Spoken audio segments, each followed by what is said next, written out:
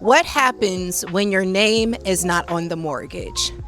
So, I am an attorney in Illinois. So, my perspective is coming from an Illinois attorney's perspective. But let's talk about what happens when your name is not on the mortgage.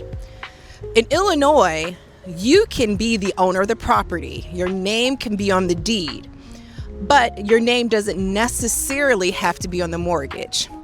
So I'll give you an example. Let's say there's a husband and a wife.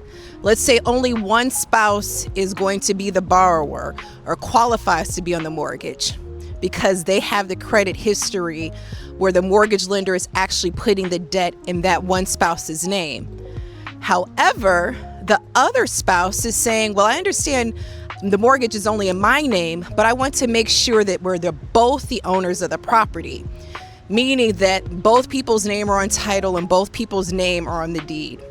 So what that means, practically speaking, is that both partners own the property, but only one partner's name is attached to the mortgage.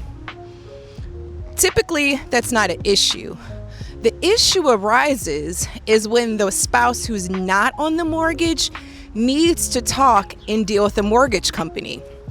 So let's go back to our example. We have one couple, one person's on the mortgage, but both persons' names are on the deed or on title. They're both the owners. But one spouse has to call and ask a question about the mortgage. Sometimes the mortgage company will say, well, I understand that you're the owner, but you're not on the mortgage loan. This is very confusing and difficult sometimes for couples because they keep trying to reiterate, I'm the owner, but the mortgage company can say, I cannot talk to you because you are not the borrower. I cannot have conversations with you because you are not a person who's on this mortgage loan. Now, let's talk about another situation. A situation may be, let's say the property transfers after someone passes or after someone dies. So let's say maybe it's a family member or beneficiary. That beneficiary owns the property, but there's still that mortgage, which means that, yeah, they own the property, the beneficiary or the person who is named as the new owner, but that debt is still there. What do you do about that debt? Some people keep paying the debt. Some people refinance to get the mortgage debt in their name. Some people sell the property. All of that's fine because you own the property, but you don't have a right to talk to the mortgage company. So I just want to help you understand the difference between owning the property and actually being the borrower on the loan. The few times that you might actually want to talk to the mortgage company might be if you have questions about payment, if you're trying to refinance, if you're trying to look for some assistance. All of that is hard because the mortgage lender is going to say, I know you're calling us, but we have no authority to talk to you. Yeah, I know you want to refinance, but we know nothing about you. And you may not qualify for that mortgage, even though you're the owner. Another thing that might be an issue is a homeowner's insurance. For a lot of mortgage companies, part of your mortgage includes not only paying for the money that's borrowed, but also for the homeowner's insurance. So that homeowner's insurance may only be in the name of the person who's on that mortgage. So for instance, if you inherited a property, you may own the property, but that mortgage debt is still there, and you're paying the mortgage. However, the home insurance is still in the name of the original owner.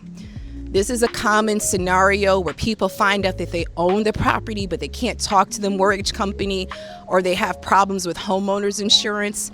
If you ever find yourself in this situation, you should consult with an attorney so you can understand your rights and what you can do. Understanding, yes, you're the owner of the property, but no, you're not a borrower, and what you can or cannot do when it comes to the mortgage debt. Very confusing. Listen to this video again.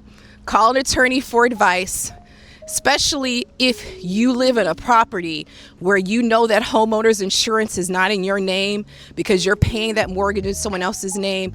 You want to make sure you can use that homeowner's insurance. So If you are paying for a mortgage or paying for homeowners insurance that is not in your name, that's not good. Because if you need to file a claim, you need to be able to cash in that insurance policy. And if that insurance policy is in the name of a deceased person, it's not going to help you.